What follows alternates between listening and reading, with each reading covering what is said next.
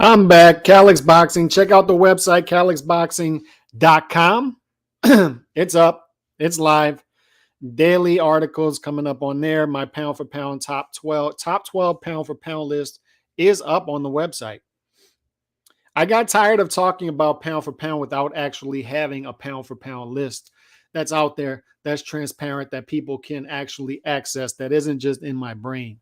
I got tired of not having skin in the game. I got tired of talking bad about other people's pound for pound list without actually having a pound for pound list out there. So I don't talk about problems without solutions. So my solution is to stick a pound for pound list actually out there. And I have it, top 12 pound for pound, and I will be debuting it here pretty soon on this live telecast. Charlo.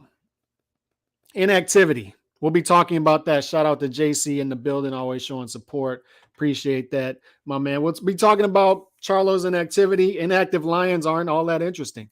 We'll be talking about Boo Boo Andre's inactivity. 168-pound PBCers who are just waiting, or 160 to 168-pound PBCers just waiting around for a Canelo stimulus check. We'll be talking about I'll be having my prediction videos up on the channel later today. Kayaguchi versus Esteban Bermudez is the fight of the weekend, in my opinion. It's tomorrow on DAZN. I'll be having my prediction video of that up on the website. Jaime Munguia versus Jimmy Kelly. Berlanga versus Angulo. So you got some fights to talk about this weekend, although the odds are wide. I like the Kayaguchi versus Esteban Bermudez fight the most this weekend because it's the second straight weekend of a Japanese champion going on the road and defending a belt. And he's going to Mexico to defend his belt at 108. Kayaguchi's a guy who would be in the pound for pound discussion if he was more active. He's on a 15-month layoff. So we'll see how he comes off the layoff against Esteban Bermudez in Mexico. Also, we'll be talking about on the channel coming soon. We'll be talking about Berlanga versus Angulo prediction video, and also the fights that are being announced: Danny Garcia versus Jose Benavidez, and Broner versus Figueroa, which will be a fun fight. And I think those are in July. Lions only, more like only one lion only. That's right. And I put that in my article. Let's just start off with Charlo before we get into pound for pound, and I'll be showing y'all the pound for pound list right there. And I'll be comparing it to ESPN's pound for pound list, which I'm not much of a fan of. I haven't been a fan of ESPN's pound for pound list in a while. I think they have too many brains. They have too many people, too much brain power involved in this. I think they have a panel of close to 20 people, I think, who are involved in this pound for pound. And I think it gets to a point where you have too many people involved. And I think that's what ESPN's got going. And this is my pound for pound list for people who haven't seen it. That's up on the website, top 12 pound for pound. I didn't want to just do a top 10 because everybody does a top 10. And I'm eventually going to expand this to a list of 20. I want to have an expansive list of pound for pound fighters. Everybody else has a top 10 pound for pound, and I'm not much of a fan of ESPN's. But one thing I can say about ESPN's most recent list is at least Tank Davis is not on it. At least they've righted that wrong. But we'll get more into this in a bit. But the first thing I want to touch on is Charlo, inactivity. He was supposed to, and he fought last year, right? He fought 12 months ago. So he's now been inactive for 12 months. He's had one stoppage in the past 3 years. One stoppage since December 2019. Hasn't fought in a year, and since defeating Juan Mantil, and by the way, he didn't look great in that fight.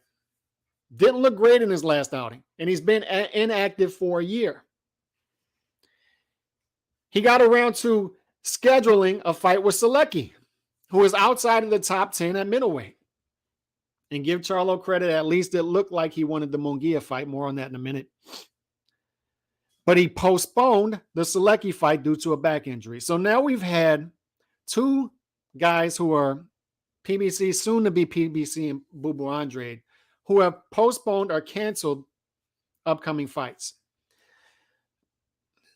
I'm sure there will be excuses when it comes to Jermall Charlo as to, oh, he wanted this fight in the past. He wanted that fight. Oh, it's just an injury. He can't control an injury. Track record, track record, track record. We often talk about that on this channel. Guys have a track record of doing certain things. Guys have a track record of behaving certain ways. So if we have a guy who's been inactive, injuries are going to happen when you're inactive. And by the way, injuries are a part of it. Durable fighters can fight more often.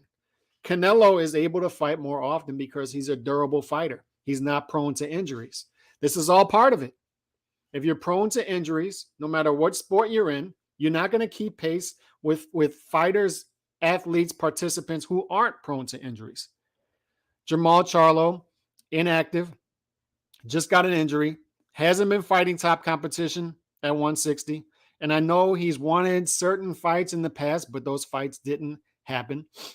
And a lot of that has to do with Jermall Charlo. Jermall Charlo at 154 has been fighting top competition, has been fighting the best fighters in his division, became undisputed, has been active, has been backing up the talk, hasn't been injury prone. The opposites, the dichotomy there. So we have a lion's den, two lions. One is out there hunting down food. The other one is laid up. The other one, even though lions don't hibernate, is doing a good job of hibernating. Lions sleep 21 hours a day. Jermall Charlo sleeps a lot, apparently. Not fighting. Not fighting. So I say all this to say, when I did a video a couple months ago saying that now that Canelo has picked his path forward for at least the next 3 fights, now that Canelo has chosen to go with the zone instead of PBC Al Haymon, we're going to see between 160 and 168, even 175, what these other fighters choose to do. We're going to see what Jermall Charlo, Benavidez, Boo Boo Andre, we're going to see what these guys choose to do, the pathway forward, now that they know Canelo's not in the picture for at least a year. And now it looks like Canelo's not in the picture for more than a year because he's saying he's going to fight Golovkin in September. He's likely going to take another fight with a John Ryder in possibly December, maybe even a little later. And he wants the Bivol rematch in May. So he's going to be busy. So what are these other fighters going to do knowing that Canelo is likely off the table until next September? We're starting to get that picture. We're starting to get an idea of what these guys plan to do up until then. Are they going to go out and actively hunt other top fighters in and around their division? Are they going to try to hunt down other top fighters? Or are they going to stay mostly inactive, fighting once a year against average opposition, and hopefully wait until the Canelo stimulus check falls in their lap? And we're starting to get an idea of what's going to happen with that. And I know we can't blame them because of injuries. Like I'm saying, track record of the past, track record. Their track record in the past has been fight once, be a part-time fighter, stay away from danger, and hopefully this Canelo fight falls in my lap. And I think they're going to continue to stay down that course. And Al Haymon has no issues with this. Al Haymon's plan, in my opinion, is stack the deck to put down on the table when Canelo does come back to the table next year. Because Canelo, being like LeBron James takes a 2 to 3 year deal. He tells everybody to come back to the table and make the best offer for him. Canelo is similar. 3-fight deal, 2-fight deal, 3-fight deal. I'm coming back to the table. Make your best offer. Al Haymon wants to make sure next time around that he has multiple fighters to bring to the table. And in doing that, he wants to make sure that that apple cart isn't upset. That a Benavidez is not upset before then. That a Charlo is not upset before then. 160 Charlo, soon to be 168 Charlo, because that's the move, right? 160 Charlo is moving up to 168. 154 Charlo is moving up to 160. And since 154 Charlo is moving up to 160, expect more things to happen in the middleweight division because that guy is about the business. That guy is about the smoke. He will fight the top competition, unlike his brother.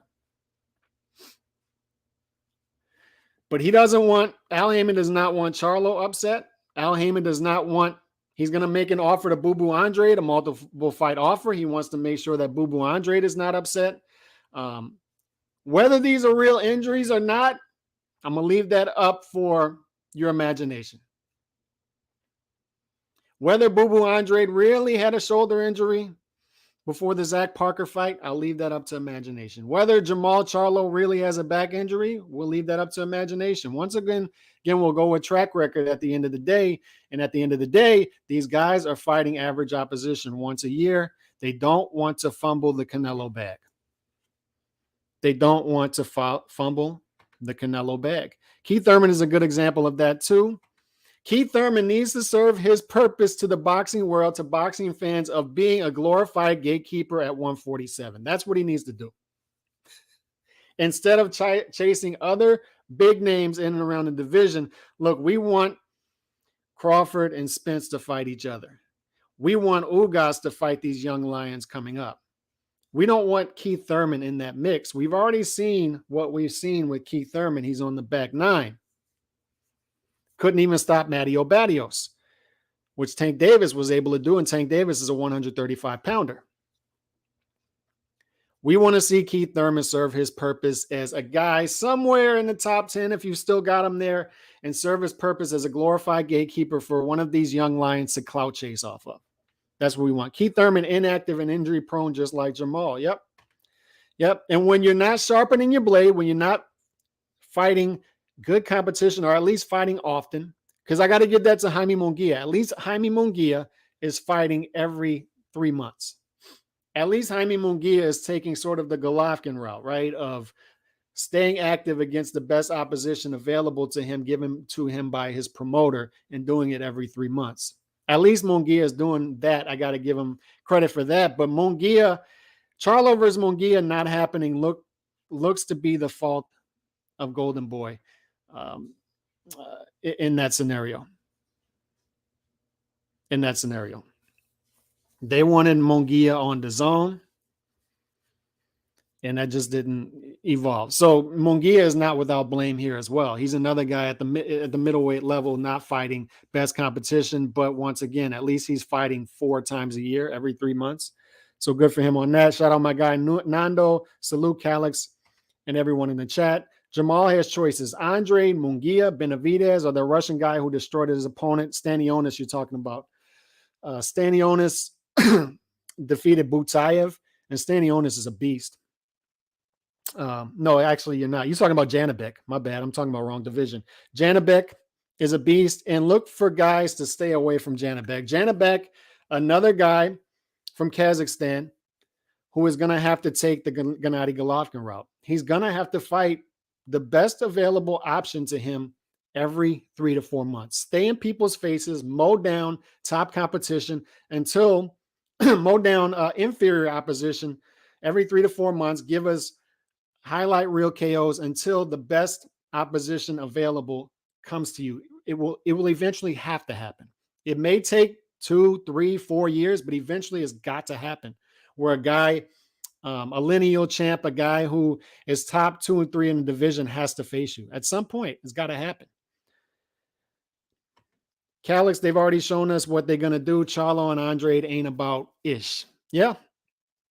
I don't know how else to read this at this point. And look, let's take Charlo's injury at face value.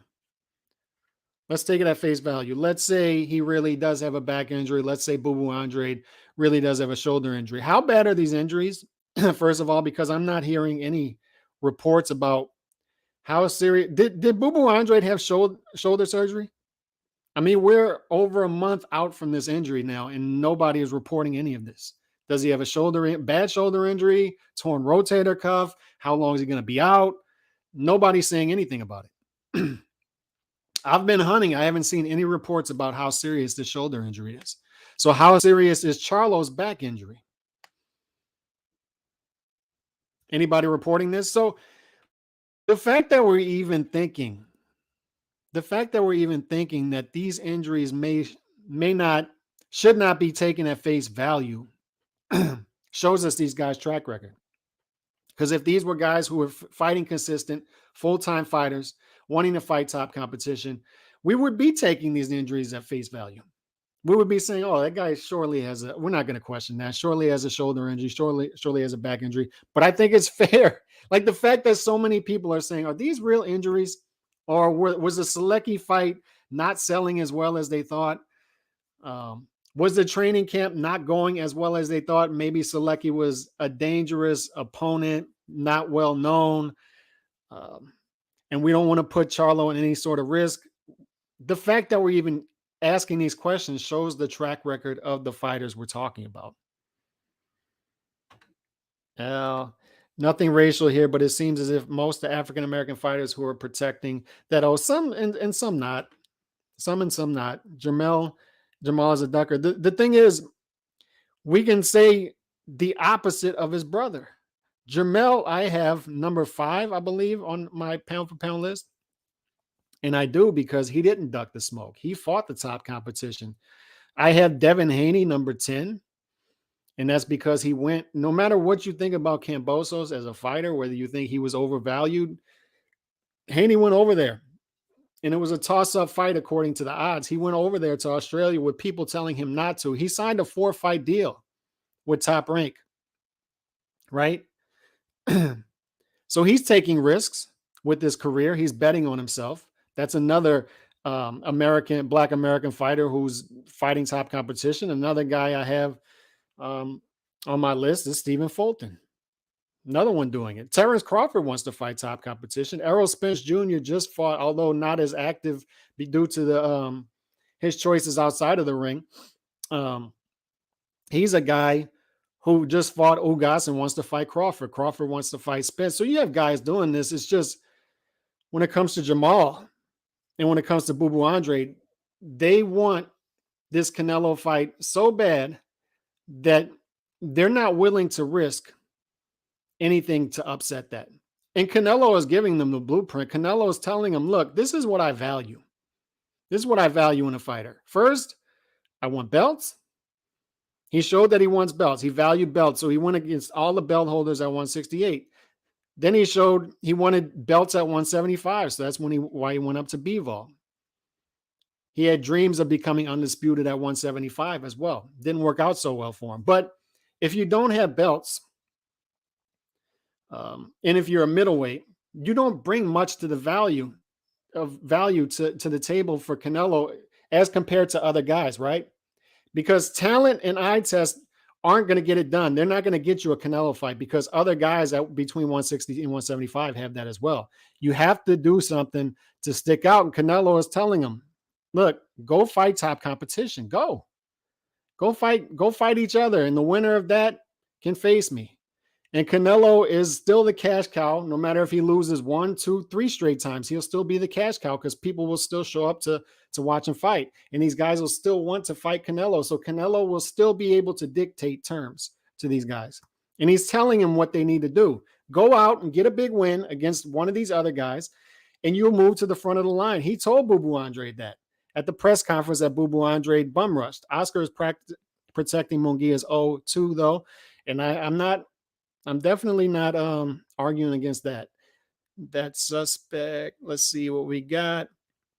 Al Heyman in reality, and shout out to Nando, appreciate this super chat. Al Heyman in reality is just a middleman between the network and its boxers. Showtime writes the checks. Where's the quality control from Espinoza? Good comment there.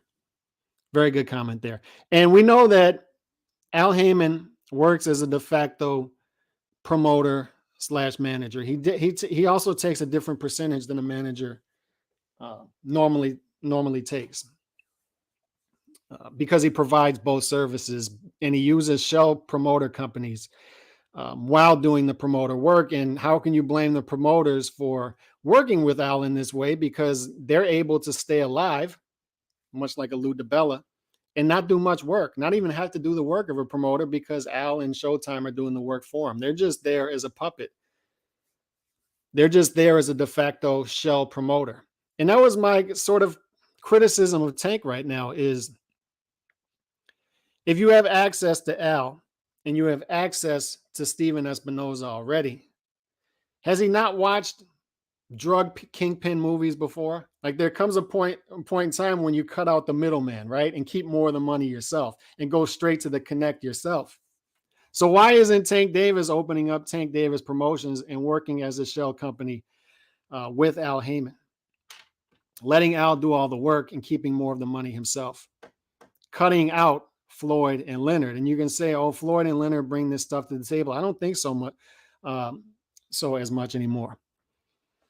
And if you're going to follow the Mayweather blueprint, that's the Mayweather blueprint. Cut out the middleman, go straight to Al and Showtime yourself. That was my criticism of Tank. And I think we're going to see more of the same with Tank in the future. And I appreciate this. Nando Espinoza is a puppet. That don't mean anything, in my opinion, until he fights Loma. Bob Arum has a lot of power-picking judges, so Australia wasn't that big of a risk. I mean, hindsight's 2020, but everybody last week was saying it's going to be tough for him to get a decision in Australia. Everybody last week was saying, I think the people picking Haney were saying, with an exception of a few, were saying, I think Haney's going to win this fight, but Kambosos is still tough. Look what he did to Teofimo. The people picking Kambosos were saying the same of Haney. So this was a toss-up fight and him going on the road. And by the way, he had to sign a rematch clause to go to Australia again to defend all of his belts that he just won from the guy in his home country. He's got to go back to that guy's home country and defend all the belts. Let's check something real quick. All right, I'm good. And then he's got to fight 2 more fights under Top Rank's banner after that. And he's sort of an expendable fighter for Top Rank. He's not going to be a protected fighter for Top Rank because Top Rank does not view him as a guy who will likely sign a multi-year contract with Top Rank after this contract is over. So keep that in mind, that Bob Arum would be willing to put this guy in there with Lomachenko. Bob Arum has wanted for years for Lomachenko to be undisputed at 135.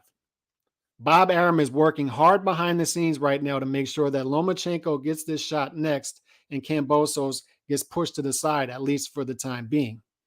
I guarantee you that's what Bob Arum's doing right now. Bob Arum wants Lomachenko to be undisputed at 135. He's wanted it for years. So Lomachenko is eventually going to get his shot. I think it'll be in 2023 against Devin Haney. And then who knows? Bob Arum also wants Shakur Stevenson to move up from 130 to 135 because there's no real value fights for Shakur Stevenson right now at 130.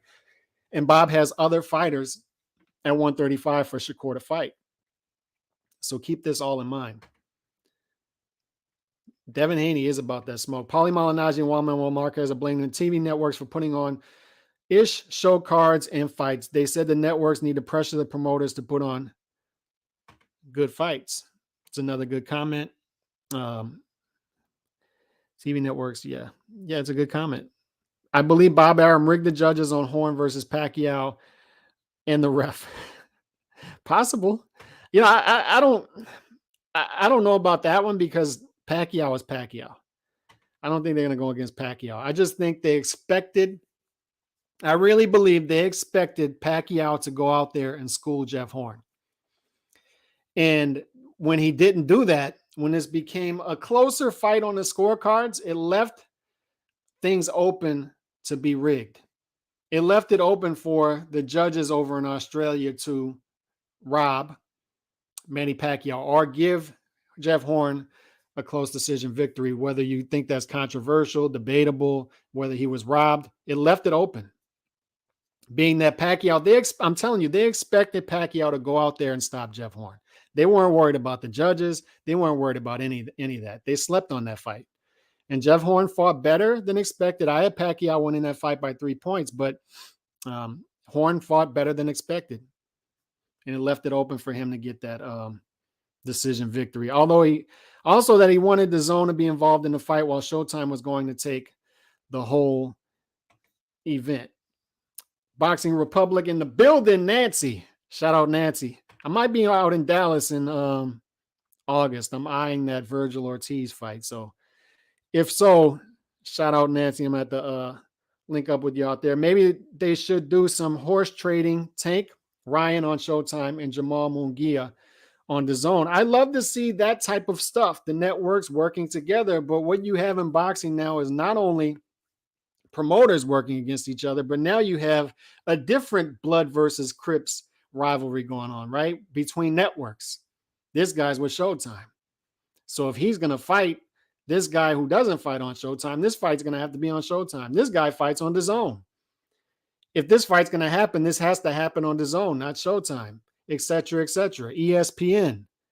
We have this type of stuff going on. And this is what I warned people about when Showtime and HBO started working strictly with certain promoters 10, 15 years ago, whenever that started. And I was on here warning people about that because you're starting to make this even more difficult for top fights. When Golden Boy is strictly working with HBO or Showtime, and Al Heyman is strictly working with Showtime, it just makes things difficult. Top Rank is strictly working with a certain network. It makes things more difficult. Let's see what else we got. I'd take Tank Ryan over Jermall Munguia if I was a network. I think anybody would. Tank versus Ryan Garcia, no matter what we think about those fighters, no matter what, if we think those fighters are overvalued, overhyped, Tank and Ryan are two of the biggest crossover stars in boxing. It's just a fact. It's a fact. They're two of the biggest crossover stars in boxing.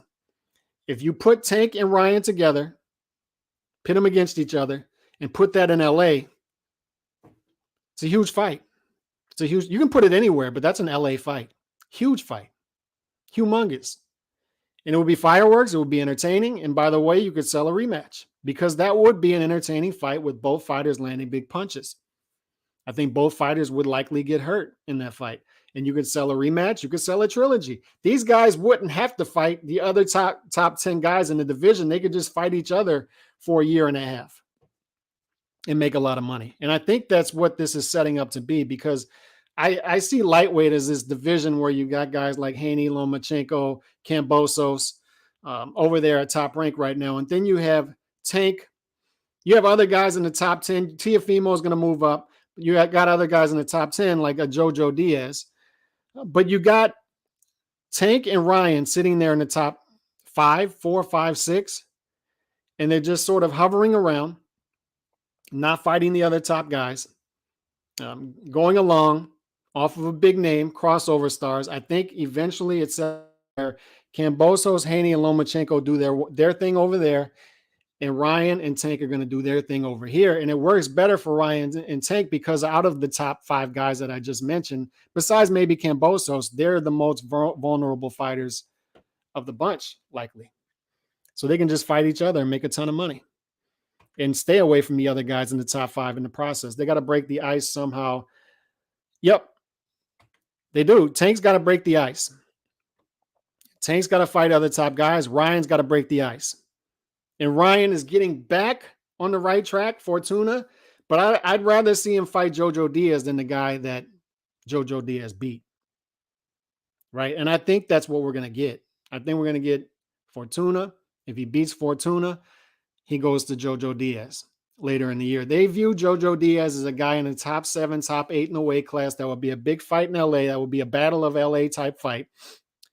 It would sell out at Staples, Crypto, whatever you want to call it. And they don't see Jojo Diaz as a threat due to the lack of punching power.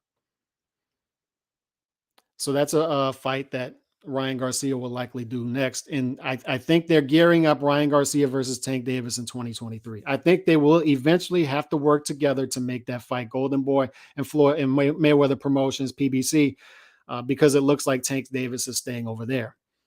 But that's a fight they'll eventually have to give the fans because fans will demand it.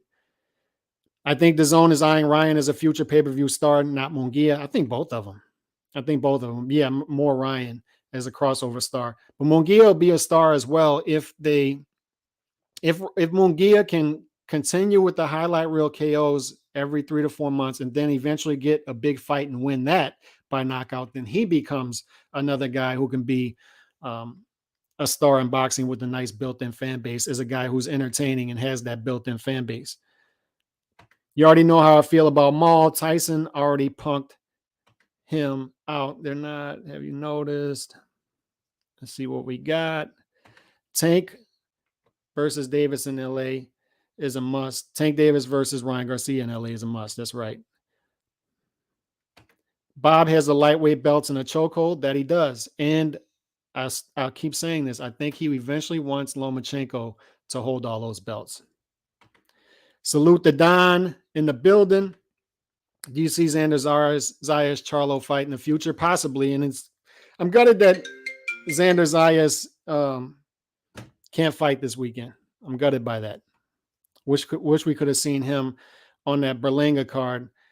And I'd much rather see Xander Zayas than Berlanga, to be quite honest. I think that would have been a good environment for Zayas to fight in, and it would have kept him along. But due to illness, he can't do that. Let's see. I think Golden Boy is keeping JoJo and Zepeda as leverage and a plan B. Yep, JoJo for sure. JoJo for sure. And JoJo just signed with Rick Morrigan as a manager. And Rick is out there saying that they want the Ryan Garcia fight later this year. What do you think Pitbull fits in all this? Pitbull fits in nice because Pitbull is going to get fights being in the top 10. He's a guy that people value somewhere between 7 and 10 in the division right now, in a division with stars. So I think Pitbull is going to be a good litmus test for other fighters, comparing them to Tank Davis. But once again, with the top rank stuff, will they fight a Pitbull Cruz? Who's Pitbull Cruz going to fight in the division? I don't know, but he fits in nicely in the landscape for sure. Pitbull is talented, but his head getting pumped up by BBC hasn't ever sold any tickets as an A-side. That's true. And also Pitbull could have leveraged himself into a Ryan Garcia fight, but after the fight with Gamboa, it looked like he was trying to talk himself out of that fight, which was weird. He was saying, I'm already past Ryan Garcia. No, man, talk yourself into that big fight. I didn't really understand that. And I feel like they overvalue Tank Davis's opposition after the fight. Pitbull was never seen as a guy who was in the top 10 at 135. He was moving up. And now since he lost to Tank Davis and did better than people expected and came back and beat an old Gamboa, knocked him down numerous times. Now he's a guy everybody sees as a top 10. So I think he's a guy whose stock is too high right now. He's overvalued. I think as Nando is alluding to, I think he's eventually going to be knocked back down to earth. I messed that comment up. Just had practice. What actually happened to him? Not sure. Oh, Xander Zayas got ill and he had to pull out of the fight. No other details, but he did get ill. This is my top 12 pound for pound list right here. Naoya Inoue, number 1. Alexander Usyk, number 2. Terrence Crawford, number 3. Canelo Alvarez, number 4. Jermall Charlo, 5. Errol Spence Jr., 6. Dimitri Bivol, 7. Shakur Stevenson, 8. Roman Chocolatito Gonzalez, number 9. Devin Haney, number 10. Stephen Fulton, number 11. Lomachenko, 12. Now, some notes about this list. I'll say it again. When Canelo Alvarez lost, Canelo Alvarez was lapping these guys when it came to activity, right? He was fighting 3-4 times in a 12-month process. At the same time, he achieved a great achievement in becoming undisputed at 168. It's a great achievement. Devin Haney just did the same thing at 135. There's a reason guys haven't done it much in the 4-belt era. It's not easy to do. Canelo did it while lapping these guys as far as activity. So when Canelo loses to Bivol, it creates a vacuum at the top that nobody at that point was able to fill, because if you look at 2 through 4 in my division at that point, Inoue, Usyk, and Crawford, they didn't separate each other much from each other. Now you can say Usyk and Crawford separated themselves from Inoue because they were undisputed and Inoue was not. Inoue didn't clean out his division like those guys. Fair enough. But I think that Inoue, and we can't be strict with our criteria. Remember that. We should have criteria. We should have philosophy as a boxing fan. And as a boxing journalist, you should.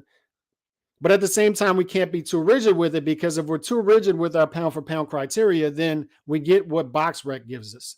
And I love BoxRec. BoxRec gives us a boxing encyclopedia. It's a wealth of knowledge that nobody else provides in boxing. And I like that they give us an extended pound for pound list. They go as far as you want them to go. And they're able to do that because they have an algorithm that automatically inputs this information and spits out a pound for pound list. The issue with that is when you have that, it gives you something that BoxRec just had where they have a guy like Inoue outside of the top 20. And that's just not good. And the reason that happens is because their algorithm, they're trying to make something that's subjective objective. There should be no pound for pound algorithm. This is subjective. And that's what happened with Inoue. When you have Inoue outside your top 20, you say, no. That can't happen. That just can't happen. And that comes from being rigid in your criteria. And we just can't do that. I value tough guys who fight tough competition. I value activity. But at the same time, guys build up equity over time. It's tough to kick guys out of pound for pound lists who have built up equity over years.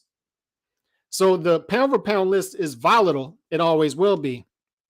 But at the same time, if you've built up a resume that's strong over time, it's tough to kick you down that list just because somebody achieved something more recent. So the reason I have Inoue at the top, 18-0 in title fights, 16 knockouts over 3 weight classes. I think Inoue, if you're looking at a guy, if Inoue was a guy who was at 147, say, or 135, I think it would be undeniable right now. He would be universally seen as the pound for pound champ with that resume he's put together. I would submit to you that the reason that lower weight class fighters aren't on top of pound for pound lists as much as upper weight class fighters is even when you come down to boxing journalists, not just boxing fans, boxing journalists, they don't follow much underneath 130. So they have no reference point. They have no perspective as to where these fighters should belong on pound for pound lists. They don't know 3 through 10 at 118 the way they know 3 through 10 at 147, 3 through 10 at 160, 3 through 10 at 175. They don't know these guys. So their brains can't process how great of an achievement it is for Inoue to beat all the top 5 guys in his division up to this point, except Paul Butler, who has moved into the top 5. He's beating top 5 guys in every division he's in. And they simply can't put this into perspective because to them, a Sean Porter win from Terrence Crawford is better than, say, beating the number 2 guy at 118. Simply because they follow 147 closer and Sean Porter is a bigger name. But that doesn't necessarily mean that that's a better win than a lot of Inoue's wins in his career. I mean, you look at Nonito Donaire's career. I mean, I had a list here earlier. He beat Vic Darchinyan by knockout, beat Imthalane by knockout. The next year, beat Montiel by knockout, beat Omar Narvaez, beat Wilfredo Vasquez, beat Nishioka, beat Cesar Juarez, beat Ubali when he was pushing 40 to win a legitimate belt in the lower weight classes when fighters in the older fighters are not supposed to be being competitive in lower weight classes. They can't put this stuff into perspective. So to them, Nonito Donaire may just be a guy with 7 losses. They can't see that Nonito Donaire's 7 losses are better than the losses of pretty much anybody in boxing right now. If you take his 7 losses, they have a combined 1 loss between those 7 losses. There's no shame in losing to Naoya anyway, twice when you're pushing 40. So they simply can't put into perspective why, say, a Chocolatito was number 1, number 2 pound for pound just 5 years ago. They can't put it into perspective because they simply don't follow the division. So they can't know. They just cannot know. They can't process why these are great wins, legacy-defining wins for these fighters. They can't.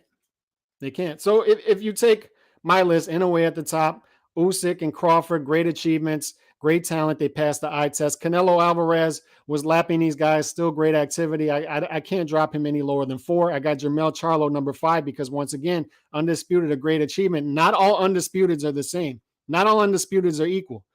So Jermall Charlo went through a tough undisputed run, which is why I would have him. And it took him longer to get there, which is why I would have him higher than the Devin Haney. Errol Spence Jr., number 6. I like what Errol Spence Jr. is doing, but once again, I need the activity rate higher, and I need him to become undisputed at 147. And if he does, then you can make a strong case for him at number 1. Dimitri Bivol. Shakur Stevenson, number 8. Beating number 2 and number 3 in your division without losing rounds. Special. Roman Chocolatito Gonzalez. The reason I have Chocolatito still on the list is because I go off of my scorecard. If the result is different and by a widespread margin, I go with the guy that I had winning. And I had him beating Gallo Estrada by a few rounds. And if you had Gallo Estrada winning that fight, go ahead, put him on your top 10. But one of those guys belong in the top 10, 12 pound for pound, either Chocolatito or Gallo Estrada. Devin Haney, number 10. Obviously, I think you belong on top 10 pound for pound if you become undisputed. Stephen Fulton, he's number 11.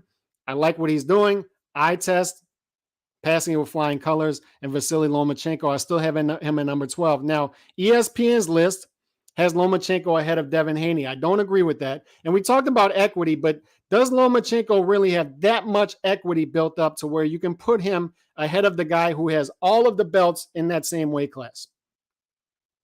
And I understand there's a war going on in Ukraine. I'm fully empathetic to that. But Lomachenko passed on that shot. Devin Haney took it. I have Devin Haney ahead of Lomachenko. So that's just my list. If you look at ESPN's list, which I don't agree with, at least they don't have Tank Davis on it anymore. But they've got Crawford number 1, Inoue number 2. Those top 2, fair enough. You have Crawford number 1, that's fine. But Errol Spence number 3, I think that's high.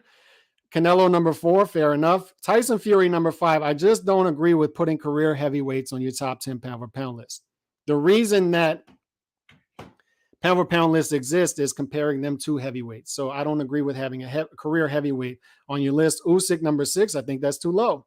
I just think it's too low. I think that's American bias there. Lomachenko number 7, I think that's him being higher than Devin Haney. I would flip that. Dimitri Bivol 8, fair enough. Usyk 9, fair enough. Devin Haney, I would put him ahead of Lomachenko, but number 10, fair enough. That's where I got him too. So that's my pound for pound list.